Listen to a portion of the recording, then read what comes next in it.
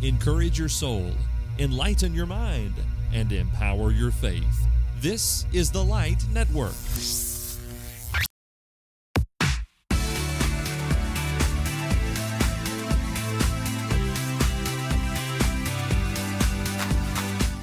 If you want to be a serious Bible student, a successful servant, and a powerful preacher, this is the podcast for you. Hello and welcome to Preachers in Training. My name is Robert Hatfield, and this is the podcast on which we talk about all things related to preaching and ministry. Welcome to Season 14, Episode 5 of this podcast, and we've got an encouraging episode for us ahead, and an episode about encouragement, I think, as we get into this a little more. Joining us today from Bedford, Texas, is Brother Kevin Rhodes, who serves as the director for the Brown Trail School of Preaching there, in addition to, I know, having fingers in a lot of other pies. Welcome back, brother. We're so glad you're here. It is so good to be with you, Robert. Wow. Glad to be here. Appreciate you carving out some time for us. I know there's a lot going on, and as we're recording this here in the 1st of August, this episode's releasing in the 1st of September of 2021, and you guys are right in the middle of it over there at Brown Trail. Tell us how things are going and a little about the work there.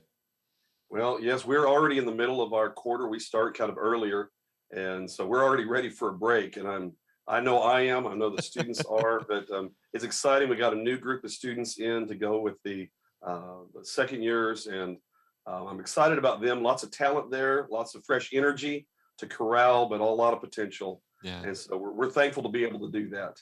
And it's exciting work. The school there has a long and rich reputation, and of course, you've been at the helm now for several years. How long has it been since you assumed that? Almost 3 years now. Yeah. Okay. Wonderful. And everything's just going great, no doubt. So that is wonderful. It seems to be. It's moving the right direction. I'm never going to think we arrive anywhere. Sure. But as long as I'm getting word back, matter of fact, just in the last couple of weeks, I've heard already from 6 of my graduates. Just checking in for different things, doing well, and wanting to kind of, just get back and check on me sometimes. And that's really encouraging because of the relationships that we get to share, not just in school, but for all the rest of our lives. That is a natural segue into our conversation for today. And periodically on the podcast, we like to do some episodes about just encouraging preaching and encouraging preachers. And I threw that general idea your way, and am thankful for the direction that you've given. When we think about encouragement, and oftentimes preachers are on the giving end of that, we're trying to be encouraging people, but receiving it's also a pretty important thing. It's very important, and it's something we don't think about very often because we are, as you said, from the pulpit, we're trying to be encouraging. We often come in with people who are counseled. They need encouragement. The elders often are worked down, especially the last couple of years. Yeah. They need to kind of be lifted up. And we need to take it on and say, I need my own tank refilled a little bit. And I need that encouragement too. And that's not a bad thing. I need to be up emotionally. And, we can all be worn down by things. So just accept it, that this is something that's needed. And it can be a great thing to give. It's wonderful to get. And when we really throw ourselves into it to address our mindset about our own problems, I think actually we find we can be positive even when we're going through some real difficult times. Mm-hmm. So often the question is asked, who ministers to the minister? And I think it's a fair question. Wonder why it's so difficult sometimes for preachers to be on the receiving end of encouragement. I mean, again, we and coming off of 2020 and even so far 2021, as I said, we're recording this in August, and it's been a doozy of a couple of years. There certainly have been a fair share of discouragements, but also positive things too. Aside from the obvious that we all have, criticizers and sometimes even constructive criticism that's good for us. I don't know. Sometimes it's hard for us to willingly receive encouragement, which is kind of strange, but I can relate to that sentiment.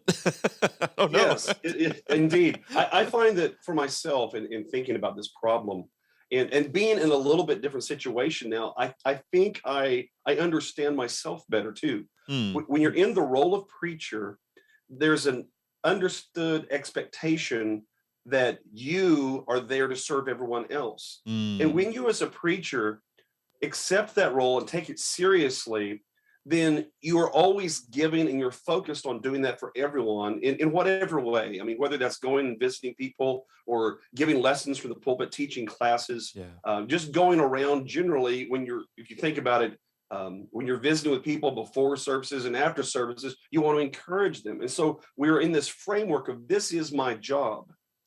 And we don't think of it in terms of, we're not prepared to think of it in terms of this is also my need. And so we just kind of get in a certain lane, we stick to it, we put our pedal to the metal, and we just think we have to stay there. And every once in a while, you need to slow down and realize you've got to gas up your own tank. Yeah. We put ourselves on the back burner over and over, and then we're surprised when we just kind of feel funky, or, there's just not the, you don't have the Exactly right. motivation to write the sermons or talk to the people or whatever. And sometimes it's hard for me to diagnose that because I'm not self-aware enough to see, well, look at what the last month has been like, Right, exactly. And Yeah. what we do is we're looking at we don't think about our needs because we're focused on others. And Yeah. I think that's actually a great problem to have, because it says something really good about men who are doing it that way. Mm-hmm. We are to be people of Philippians 2 verse 4, look not every man on his own things, but every man also on the things of others. Mm. But if you think about it, that verse actually says, it implies you do need to look at your own things. Yeah. It's Yeah. just you need to expand beyond that. Yeah. Not only And that. Mm. and so sometimes we're always outward looking. That's great, but we don't reflect on the problem, and that's good because we don't want to end up self-pitying. But we also need to make sure that we're taking care of ourselves too. And when I look around and I see, I'm around a lot of preachers now, and that was not true for me. And I think this is another aspect of what makes it hard for people, is that we are isolated typically in most local works, or you have maybe one other person. And I get to work with I have the privilege of working with several of these men in the school. Some are part-time, some are full-time. So we see one another every day. And that's besides Eddie Parrish, who is the local preacher. Mm-hmm. Well, by being not the local preacher, I can see different times when encouragement for the preacher is really important. Mm. And it could be for reasons that have nothing to do with the congregation, but just, different things that are going on in people's lives. And like you said, we cannot appreciate that I'm going through a lot right now. And to recognize that if you've got a family that's going through crisis, if you've got ailing parents, or maybe you're having some issues with your kids, if you are maybe not having the greatest health yourself, or you're just worn out from the work because you have been giving so much, those things get you down and you don't know why. Mm. And so we kind of need to do a better job of asking ourselves those questions regularly, of including that maybe in devotional time of when we're trying to recharge. Yeah. And that's why I love the Psalms. Mm. As you go back in the Psalms, by being so reflective, they put you in a situation, if you think about how many times David would start the Psalm with his problem, and he would end the Psalm with God's solution. And it was just a process of getting there throughout that Psalm. And when we think of ourselves in praying that way, then we feel free to accept that we need encouragement, to accept that we're down or we're having difficulties. But we're also infusing that difficulty with faith to entrust God with getting us through it. But also that means we accept God's ways, and that includes his people. Mm. Wow. So self-awareness enough to diagnose the problem. And a lot of that comes from, I like the way you linked all this together. It comes from your devotional life and a willingness to just kind of be real in your prayers and vulnerable in your Bible study and let it speak to your heart first. I mean, I guess there's a reason why to preachers, it's always emphasized so much the need to, maintain that devotional schedule outside of just churning out sermons and becoming a study factory, Yes. But it's also hard to do because there's such a time crunch for us. Yes. And so you feel the pressure to perform, if you will, and I use it the best way possible. Yeah. To perform your work on behalf of others, so that you tend to put yourself aside. And mostly I really see a selflessness as being a participant in this whole thing, so that we just at the end of the day haven't taken that reflection because we're exhausted, we're tired, our Mm-hmm. minds elsewhere. We think we've studied so much, we've gotten a lot of information from God's word, but it hasn't been focused on what I need. Mm. And one of the things I've done at the school is I made chapel a little bit different, so that it's designed to just take a very short amount of time to encourage self-reflection and taking turns with various texts. Mm. And there are two things that go with that. The first is to just kind of take a text, and you can do it any way you want, go through a book, and others have demonstrated this here on the program before. But if you take a text, and instead of diagnosing it, outlining it, exegeting it, Mm-hmm. let's say you've already done, let's assume you've already done that work, you know it well enough that that's not what's going to be happening. But then if you just take it and you ask yourself some big questions, or just one big question about the text Mm. that looks toward application, Mm-hmm. that I like to regularly, when I go through and doing chapel, this morning we were looking at Romans 14 through 19. And the question, if you look at verse 15 there, is there a reference to walking in love? Well, Thursdays this quarter, every one of the chapels has something to do with the Christian walk. Mm. And so the question was simply, what is required of me to walk in love? But rather than Wow. working really hard internally, what I do is I have them say, okay, here are your verses. It's just right here in Romans. What does this tell me I need to do to walk in love? Mm. And make it where I need to know I need to do it. And then it forces kind of self-examination. And that allows me to reflect a little bit, and it provides a little bit of structure. But I give them 5 minutes to look over the passage, write down their answers. Then we kind of get together and do Mm-hmm. something as a whole, kind of to see what they got. But I'm trying to teach them that you can take in a short amount of time, anywhere from 5 to 15 minutes, and you can actually do a lot of self-examination and reflection that can be very encouraging, because it lets you take the text and look at your life right now, situations you're in. Mm-hmm.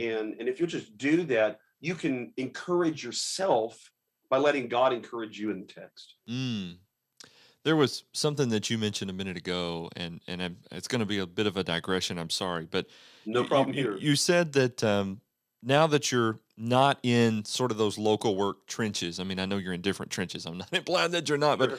but how stepping away can give us a new vantage point and help us to see clearer things that when we were in that moment we couldn't see as well. And I was thinking about how there have been opportunities, and we've moved a little bit, and as I've reflected back on my time in ministering to the congregations that I used to serve, um, there were moments when maybe things seemed really cloudy and unclear. And now I look back on that and I can clearly see some things that I could have done. And I don't mean to imply that we left on bad terms. In fact, we left on very good terms everywhere and continue to enjoy a great relationship. But just, there were moments in ministry where it just seemed everything was tied up real tight. And I couldn't really figure out how to, get the knot untied. And now that I've stepped away, at least from that situation, it's almost like I can see it a little clearer. And it almost seemed like that's what you were saying a minute ago as you transitioned into your role. And I'm just kind of wondering how can I get that without having to have like a major life change, Yeah. Well, some of it's perspective, I think. When I was at Granbury Street, I was there for 15 years. Hmm. And one of the things I noticed, I corrected some misperceptions of my own from the outside about long tenure. I Hmm. always thought that if long tenure, that must get easy over the time. Everyone's has you there that long, and they're comfortable with you, and you just easy settle down. And I guess that can be true. But for myself, I didn't feel that way at all. I didn't feel ill at ease or anything. I was very comfortable there. But what I found was that over that 15-year period, I really felt like I did 3 different works. Hmm. And that's because I evaluated it at the 5th year and said, what does this congregation need now? Oh. And like I did when I arrived, where are we now? What's different? What have I accomplished? What have we done well? But people pass away, people move, people grow, people have different problems, and they're at a different stage of life. And oftentimes, what I found happened both times there, that essentially the eldership was different in each one of those 5-year periods. Yeah. Some pass away, add more men in. It changes things up, and so let yourself in those situations. Let yourself use fresh eyes to step away and Hmm. examine that situation and treat it like a new work. So all I'm really saying is if you approach it with a different perspective, then allow yourself to step away, then maybe it would help. I still think we're always grounded so much there that maybe the emotional ties can hold some of that back. Sure. But I still think that helped me a little bit of saying I've still got something to do new here. New challenges, new appreciation, Hmm. and that I found to be encouraging because in those situations where you're evaluating, and I with you, I remember going through that. I my first work, after I was done, I actually went through and decided I need to completely redo my preaching. I was Oh. dissatisfied with my preaching, Uh, and never took up a sermon from that first work and just preached it as it was again. uh, Everything, if it happened then, I totally re-outlined, restudied, just wow. started over because of certain things I evaluated about myself. Mm. So what I think you're describing is just the nature of growth. Hmm. And going back to being encouraging is we can be pretty hard on ourselves as preachers. Yeah. If we take this seriously, and I think the preachers as a whole do take it seriously. And I Hmm. think they're the vast majority really do. And that makes it harder on us because we're hard on ourselves and we take then any criticism very seriously. And sometimes we let that get to us and we're not prepared to let go of things. And we also don't appreciate how we've grown. Mm. I see this now a few years later, not because it was bad for me then or what was wrong with me then. It's because I've grown since then. And so that should be encouraging to us. Hmm. I told my students that we went out afterwards. It was a special night. I introduced them last night at the congregation. They asked me, they went to Brahms afterwards and Mm. they asked me to go with them. So I did. We stayed late talking. And so one of the things I went over with them was how enjoyable it is to be in this situation because some of the things I'm teaching now for them are things I didn't learn until just maybe the last few years. Hmm. So don't feel bad about learning. Be encouraged that you've learned Hmm. and just enjoy that perspective about yourself. Don't go easy and think you've ever arrived. I think that's where the balance comes in. Yeah. Don't ever think you've arrived, but also remember that you've grown. Uh, I always maintain for any growth from a new Christian to a preacher, you always need those 3 points in your mind as you're evaluating yourself so that you avoid this problem of discouragement or of pride. Hmm. Is you ought to always remember where you started, you remember where you are, and you need to remember where you need to be or want to be. Mm. And where you are on that scale, the main thing is let's be moving the right direction. And as long as we're doing that, let's be thankful we are and we're making the right kind of progress and not let these other things and problems and the situations that we cannot control dictate to us who we are. We are not the problem. We are responding to problems. Mm. And if we'll do that and have a little bit of separation there emotionally, we will both be more encouraged, but we'll also be more open to encouragement. Mm. Hmm. Wow. I like what you said there about I like everything you said there, but specifically, we build in these moments where we can stop. You said maybe every 5 years, and it seems like maybe you just kind of clear the schedule for a day or a few hours, and you evaluate. You sort of look back. Maybe you're looking back through sermon records or whatever to sort of Yes. remember things, notes. I think that's great. And I think, that devotional time that you mentioned earlier and just that time to clear space like you guys are in chapel right now and to ask, I mean, those are moments when we just hit pause on life And those are few. I mean, you think about the people who are listening to us right now, they're probably doing other things. Yes. I don't anticipate that we have your undivided attention at this exact moment. I'm usually in the car, Robert. I'll tell you the truth. I'm usually Thank in the you. car when I listen. Me too. Yeah. When I don't listen to my own show, I was here for it. But when I listen to podcasts, I listen in the car too, or when I'm mowing the grass or something like that. Mhm. And so anyway, but those moments of just pausing and looking back are so rare, and there's some virtue in that discipline of pausing every so often. Whether you do it quarterly or to some degree daily for a few moments, but or every 5 years or whatever, Yeah. that's helpful in different degrees. And you said the process of learning. Learning is hard. Learning new things is hard. Learning to change the way that I thought I was doing something pretty good and then I wasn't. Yes, indeed. those Yes. are those are hard things, and they can be discouraging if I don't look at it from the right perspective. So yeah, I appreciate that encouragement to chin up and move forward and be thankful that you are learning and growing and iterating. Because nobody, I think we all desire to be to have the knowledge and the ease, maybe the public presence of the guy that's been doing this for 50 years.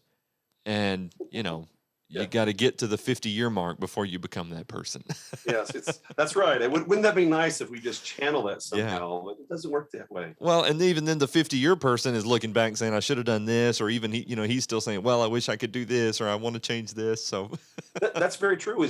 yeah. And actually, you don't have to wait 50 years before you start piling up regrets either. Yeah. And so you're having to overcome those things. And that one thing too, I think with encouragement that we probably ought to consider is how different personalities respond to and need encouragement. Yeah.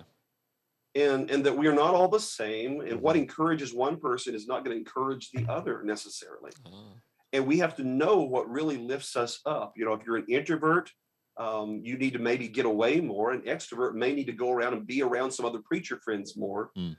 And some of those are different kind of techniques that I think is that know what recharges you, but make sure it's not just social recharge, but spiritual recharge too. Mix Mhm. those two things together, Mm. because that's where the encouragement means. I mean, encouragement actually comes from the idea of putting courage in people. Mhm. And so it's the courage to keep going, the courage to do what needs to be done. And so it's a building up within, though. And I like that part about the in. It has to be an inner strength that we develop. And we need to know what fuels that for us. You look at Elijah, you look at Jeremiah, you see examples of people who were right on the brink of great discouragement, but they found ways to go ahead and go. Yeah. And we need to figure out what is it for us, the love of the word, the love of serving. And again, in both their cases, there was something that prompted them to get past discouragement. Mhm. So I just want everyone to accept that and be looking for opportunities and to make opportunities to encourage others. And truly, if I'm discouraged, sometimes what I'll do is I will try to figure out, well, no, wait a minute. If I'm not feeling that great right now, I bet there are other people who aren't either. Mm. I think I'll give somebody a call. Mhm.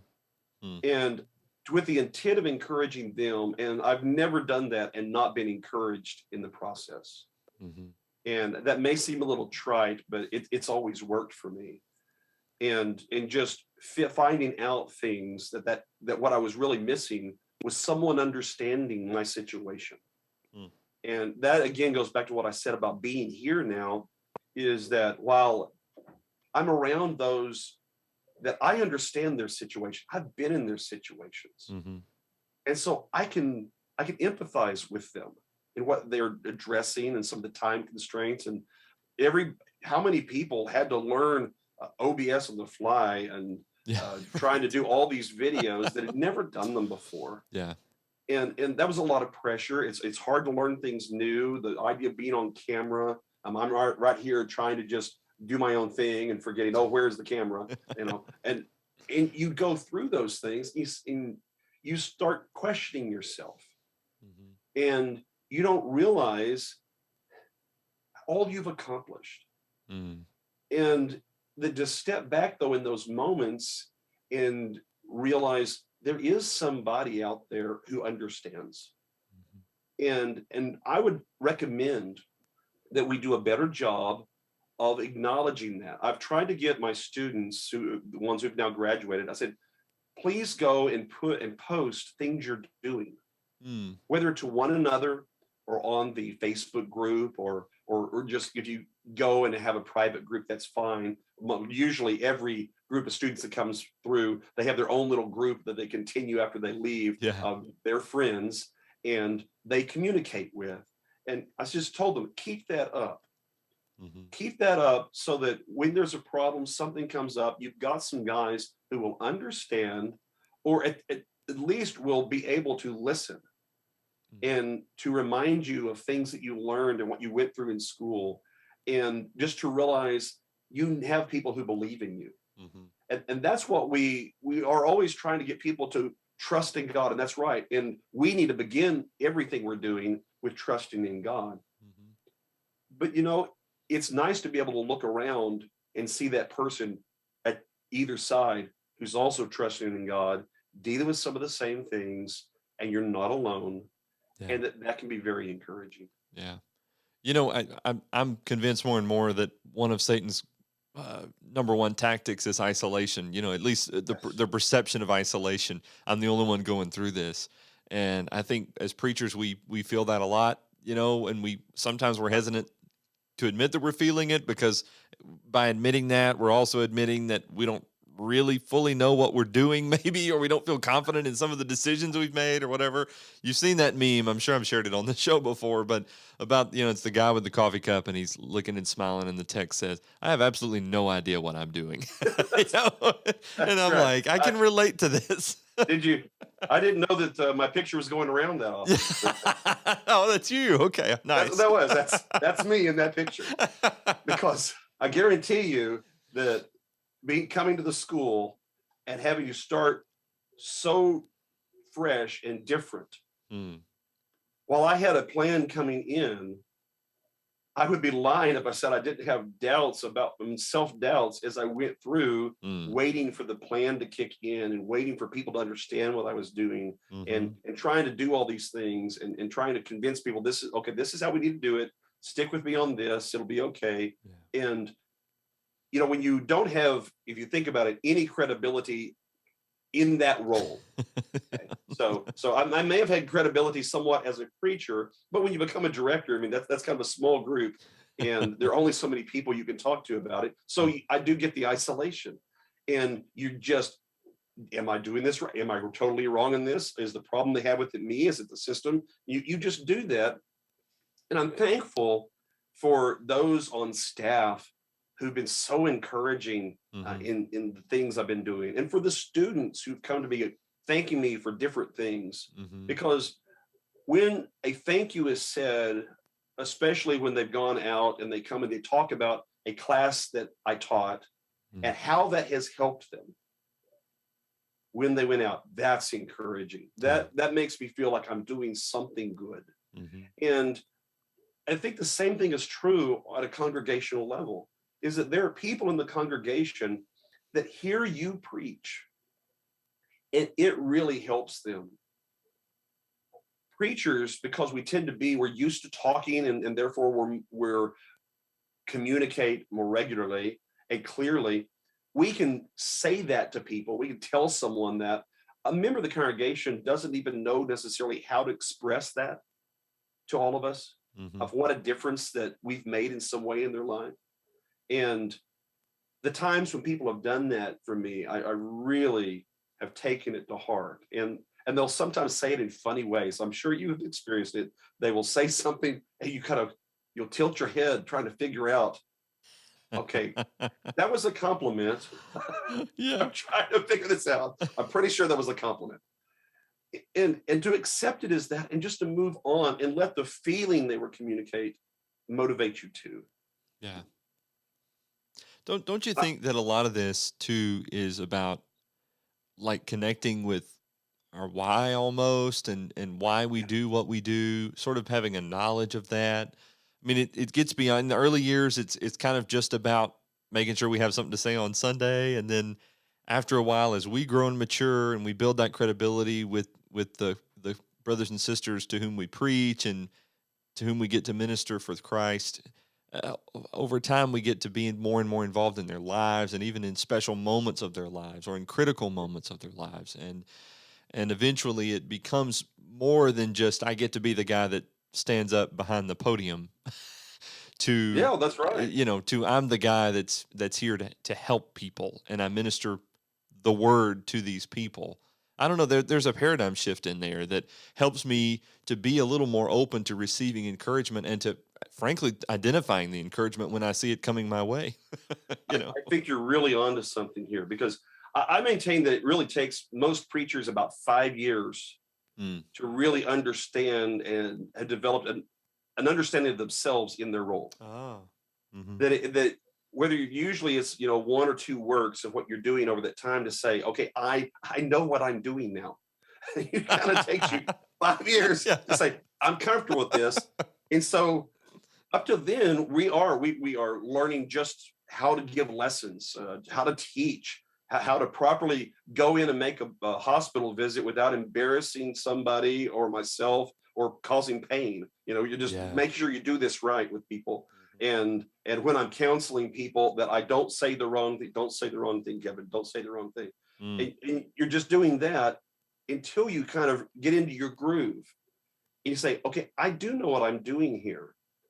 And what the crossover moment, I think, should be is once you get comfortable with yourself, that you realize it's not about yourself. Mm. Yeah. And you do that, and that makes you see the people differently. It makes you a better connector, I think, with people. It makes you more empathetic to their situation and their problems. And again, it goes back to the problem we started with, of where you're so now into where they are and their issues that maybe you forget that you need some of that too.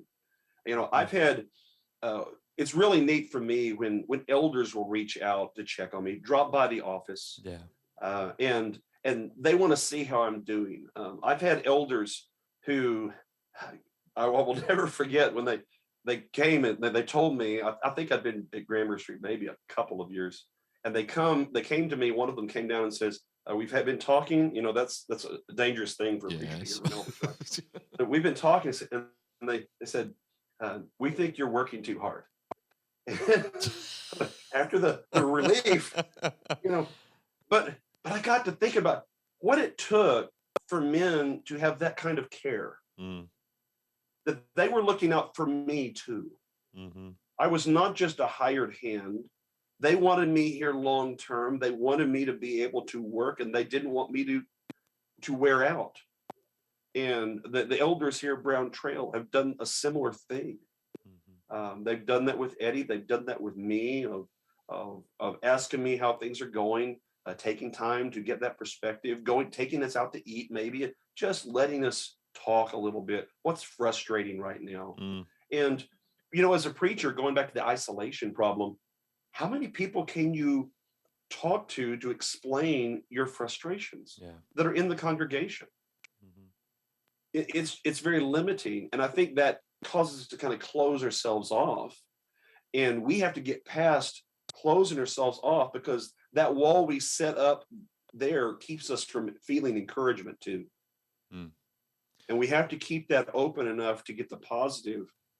We can get so burnt over the time sometimes, where we try to protect ourselves from the negative, and I'm very much aware of the negative. I Mhm. don't go into this with rose colored glasses at all, but you do have to be able to open up and accept that there are going to be bad things, but there's also a lot of good things.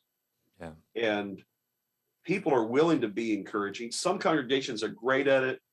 Some could really use some work at it. Mm. But that starts with us too. And so we need to be better at encouraging one another. And our isolation is part of the problem. But isn't it interesting, Robert, though, that we live in an age where communication has never been easier? And yet feelings of isolation are on the rise. Mm. And I know with COVID, that exacerbated the situation greatly. But I think it existed before then.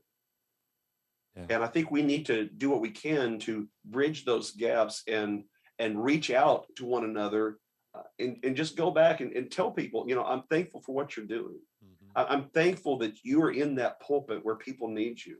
I'm thankful for that extra work you put in. And what I heard that lesson, that took some extra study, and I really appreciate it. Mm.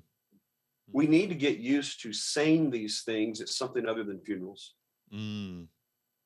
Yeah, it's a good sobering point. I think about the Apostle Paul willingly received encouragement and partnered with a lot of people. I think about all the, the list of the names there at the end of many of his epistles, Oh, and yes. how he's, he walks through, this person has done this and done that, and all of that. Of course, Barnabas is the obvious example, and how Yeah. often have we discussed being Barnabas? But Barnabas was Paul's Barnabas, and so he had the direct one there, which was pretty neat. But at the same time, Paul, as powerful of a preacher and just a personality in the New Testament church as Paul was, the need for encouragement is implied, and then the fact of encouragement is explicitly stated all throughout his epistles. Isn't it interesting? And I love that you brought that up, because isn't it interesting that Barnabas being so encouraging, when encouraging John Mark and wanting to be encouraging to John Mark, the Apostle Paul had a problem with it, Yeah. Mm. because he was concentrating on the work and he felt like John Mark, he didn't need that distraction again. Whatever the problem was, I have my suspicions, but he didn't want that again as a Yeah. distraction. He was concentrated on the work. Mm-hmm. Barnabas was seeing the future for John Mark. And, you see Paul definitely, recognize that later. But it was one of those things of where we need all these people in our lives. Yeah. We need a Barnabas. Wouldn't have been great to have a Paul. Yeah. I tell older preachers, you need a John Mark in your life. You need a Timothy in your life, Mm-hmm. because they need to see the future and realize the value they have. They have value now, and they can have value later if you treat them that way. Mm. And I'm thankful that I get to do that now. Yeah. And that, but sometimes the encouragement that we want to offer, sometimes people take the wrong way. Or, for example, do we get where one person is being encouraged and now I'm discouraged because I didn't get the same encouragement? Well, that's the wrong mindset. Mm. And we just need to get to where we can rejoice with those who rejoice, and maybe pass along some of that joy in the process. Wow.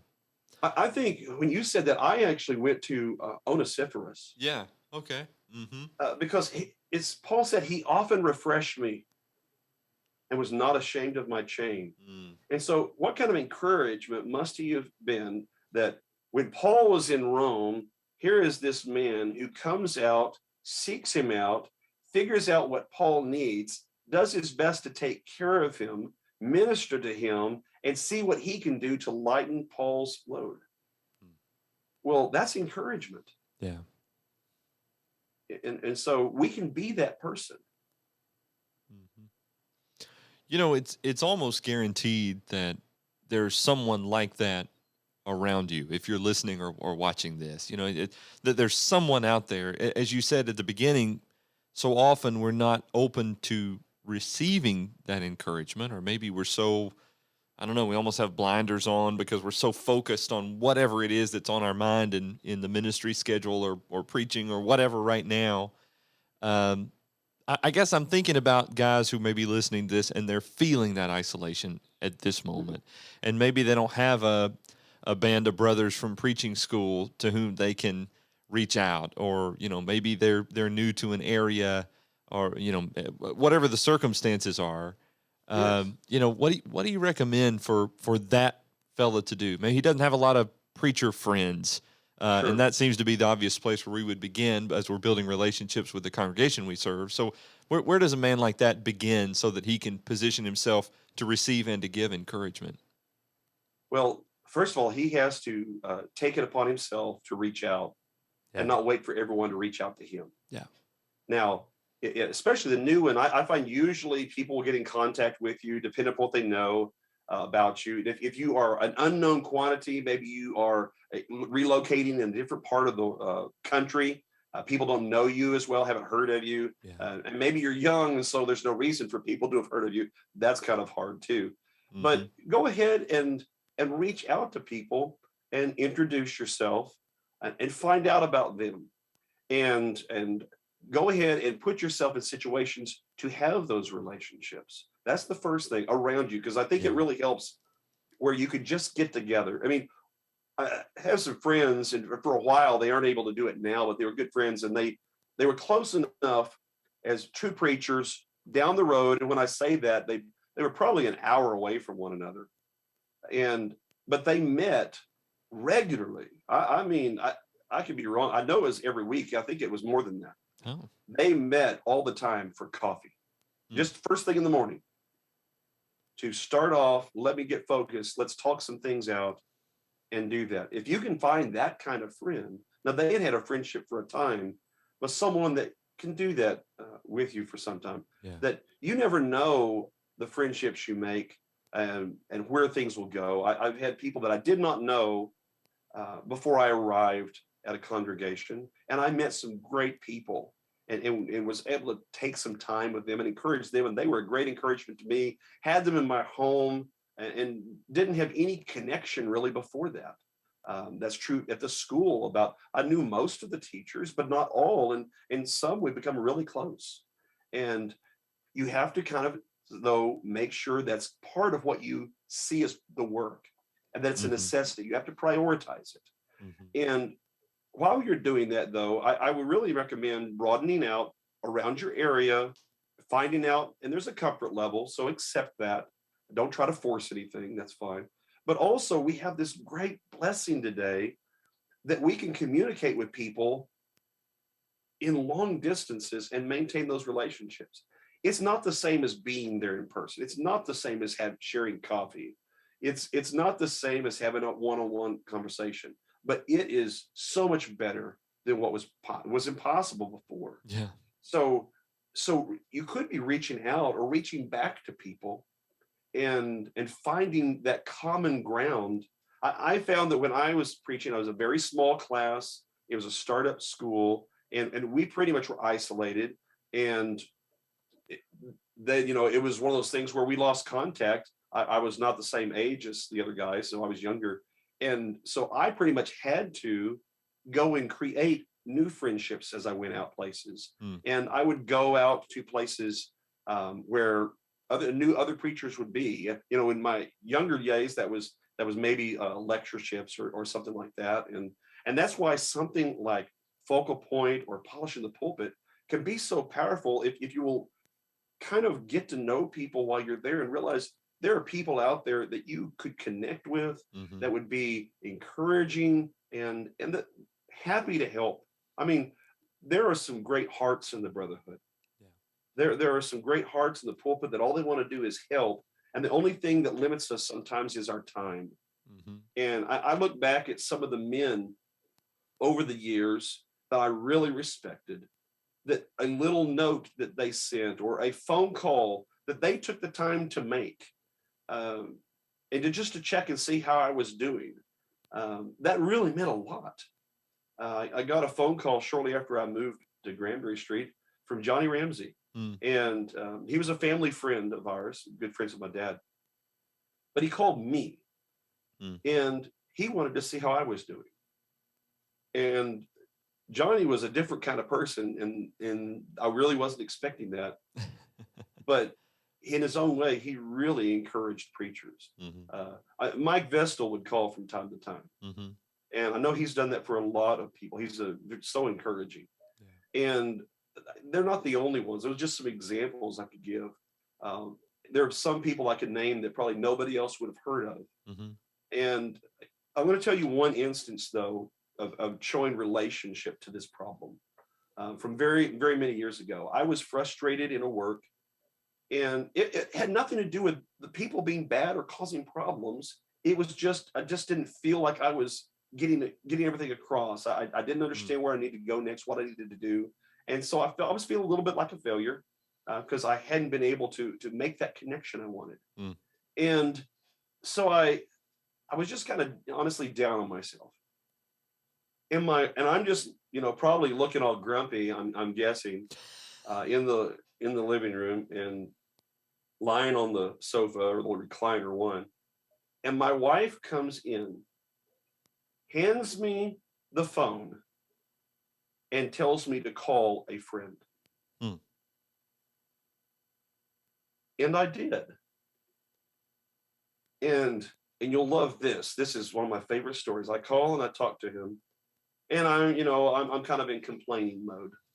I'm discouraged. And about halfway through the conversation, he said something and it really got my attention. Hmm. And can't even remember what it was now, but that's not the important part, because what he did was quote me back to me. Oh. He took something I had told him when he was discouraged, and he turned it around and to me. Hmm. And I said, I really needed that. Hmm. That is like, that was a wake-up call, that I'm in this business of encouraging people, but I don't sometimes listen to the advice myself. Yeah. And I needed to, but the point also is, I needed to hear it from somebody else. Mm-hmm. I couldn't just take that advice myself. Really, I needed to hear it from my friend. Mm-hmm. And because those are one of the things that our friends can do for us, is that they can give us a little more grounding. They're going to be honest, but with love. And whenever we're feeling like maybe we're not sure where our line is, or whether or not we're approaching something the right way, and maybe we're questioning whether or not we're feeling loved, that you can turn to someone where you know that's the case, and that anything they say is going to be said from the heart, for your heart. It makes a big difference. Yeah. Every preacher needs those people in their lives. Mm.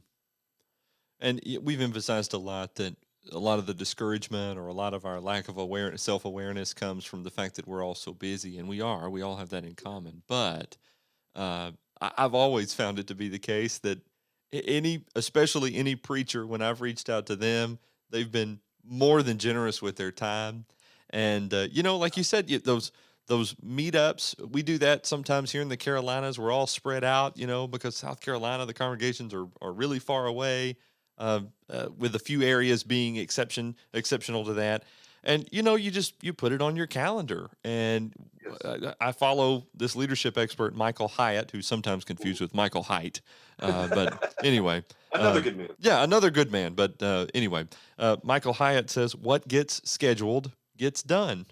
Yes. And that's true. And if I put something on the schedule from 3 weeks from now, I'll forget about it inevitably. But then when I'm looking over the schedule, this Thursday I'm doing this at this time, and the rest of the schedule just sort of molds around that, and it works, and it's fine. I like what you're saying, because preachers, we do need encouragement, and we need to be open to receive it and self-aware enough to know that we need it and when we need it. But we also don't need to sit back and whine because we need encouragement and no one's giving it to us.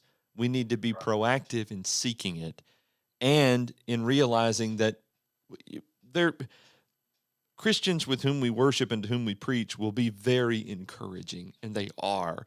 And a lot of I float sometimes from Sunday into Monday because of some of the very nice, genuine comments that are super kind that people make. But there are other times when I need somebody who understands what it's like to be in my shoes. And aside from going and looking at the life of Jesus, who knows what it's like to be in my shoes, I call up a preacher friend, or in many cases, I've said this many times before on this podcast. That's why I love doing this right here, because for me, I get to talk to you and to all the other folks, and that recharges my batteries. And I'm prayerful the podcast can do that as well. But that personal interaction can do that. It's so important. I think it does, because when I'm listening, and sometimes you just connect more with some people better than others, but I feel like the people you bring in, when you're having a genuine conversation, you just get to listen in a little bit and say, that's good for me. I needed to hear that. Mm. And those are some of the best things we can do, Mm-hmm. is to feel like we're not alone. Other people understand. And, oh, you mean that preacher has that problem too? Right. Yeah. Oh, that's a neat idea. I hadn't thought about handling it that way. Mm-hmm. And all of a sudden we can get beyond the problem part to the solution part. Yeah. And we need to live over there. The gospel is a solution to the greatest problem that's ever existed. Mm-hmm. So God's all about solutions. Mm. And we need to be positive in those solutions and recognize they have to apply to us too. And that the problems are real for us and don't deny it. But oh, isn't it wonderful that we have so many things at our disposal to address these issues? Mm. And what you said about scheduling is so true. Sometimes I think we need to put it on our calendar, put it in our planner. I use an app myself, Mm-hmm. and maybe just regularly put down in there, encourage someone today. Maybe even put down who you want to call, Mm-hmm. and then also schedule and make it a recurring thing. And also put in there, do you need some encouragement today? Mm. Who might you call? Mm-hmm. Because if you're unlikely maybe to seek that out when you're in the middle of the problem because you kind of let yourself get too deep into it, if you go ahead and schedule it and say, why don't you talk to somebody about this? Mm-hmm. And it just comes up sometimes when you're doing great and sometimes when you're not. But then it reminds you that you need this in your life. And that could be an encouragement to you as well. Wow. All right, wonderful conversations. We'll have some opportunities for some final thoughts here in a moment as we sort of land the plane. But I want to tell you, if you're listening or watching, I'm so glad you're a part of this episode. And I know that you're receiving a lot of blessing and encouragement from it, like I am. Preachers in Training, of course, is brought to you by the Light Network, which is an entire network of podcasts designed to encourage your soul, enlighten your mind, and empower your faith. And if you enjoy Preachers in Training, chances are there's one or two or 8 or 9 other podcasts that come out every weekday, Monday through Friday, that you would enjoy. And so check out the other podcasts on our website, thelightnetwork.tv, or wherever fine podcasts are aggregated, Apple Podcasts, Spotify, and the like. You can search for Preachers in Training if you'd like to subscribe on any of those outlets, or search for The Light Network. We have a master feed. You get one subscription, but you get all the shows that we release on a basis. So if you're interested in that, check that out. We love to hear from you. Preachers at thelightnetwork.tv is the email address to which you can address correspondence. That comes directly to me, and I love to hear from you, especially episode ideas. But if you need prayer, or if there's some other way that I can assist, I'd be happy to do that. I'm just a guy. It's just a thing I do for fun and for encouragement for me. But if there's some way that I can be of help to you, I'd love to do that. Also, don't forget, if you'd rather watch than listen, you can do that on YouTube. Search for The Light Network. We just have all of the video shows in one channel on the Light Network, and we've got them separated by playlist, and you'll find Preachers in Training there. You can subscribe there as well. And I'll just give you a little clue. We release the videos a day early. So if you're interested in the content before Thursday, you can get it on Wednesdays on YouTube. It's just a thing we do. Brand new episodes every Thursday from thelightnetwork.tv and all of our partners. Kevin Rhodes directs the Brown Trail School of Preaching in Bedford, Texas. And a minute ago, brother, you said something like, they can relate to that. They can relate. And I said, hey, he's the director of School of Preaching, and he can relate to all this stuff that we're talking about today. So I appreciate the candor and just being real, and all the things that you've said today. It's just practical, great, wonderful stuff that we need to hear. What do we need to say as we sort of wrap things up, or tie a few things in that maybe we've overlooked along the way today? Don't miss opportunities to encourage others. Hmm. I mean, I'm looking and I see how easily it appears on the outside, Robert, that you do this. And I know how much work it is. And yet it's a blessing to so many people. And we can only say that in so many ways, but those things need to be said from time to time of how valuable that is. We need to look around and find a work or someone just doing something important. When we get the opportunity to meet up with those other preachers, find out something that they're doing and listen, not to find out what you can tell them you're doing, but to appreciate what they're doing. Yeah. And to express that. Take your opportunities, make your opportunities. And then when you're going through scripture, when you're studying for a sermon, when you're studying a Bible class, when you're doing whatever you need to do during the week, make sure that you're including in that letting that text address you too. And I mean in the best way. That text is for you just as much as for anyone else. Let it lift you up, and choose some things directly to do that in your life. Make sure that you are letting the positive of God's word power your faith, and that you don't try to just kind of keep it churning on your own. I see guys struggle from time to time, the problems in different congregations, struggles, the guys at the school, the students, as they're trying to get all their work done and trying to push them onward to say, you can do this. Sometimes you have to kind of nudge them forward. We don't really change when we get older. We don't change when we get out and do it. We need all those same things. We're just doing it with experience. So let's appreciate where we are, and let's appreciate what God makes possible. And let's always be moving forward and being content with our role in God's plan. Because the fact that an earthen vessel can participate in such a plan of eternity is a marvel. Don't underestimate what you do. Don't undervalue what you do. Be encouraged because of what you do. Because being a man of God is the best thing you can do with your life. Wow. Perfect words to end a wonderfully encouraging episode. Thank you, brother, for your time today. We really, really appreciate it. I had a great time. Thank you, Robert, for doing this. I've enjoyed it too. Thank you for being a part of this episode of Preachers in Training. Until next time, I'm Robert Hatfield. Let's go preach the word.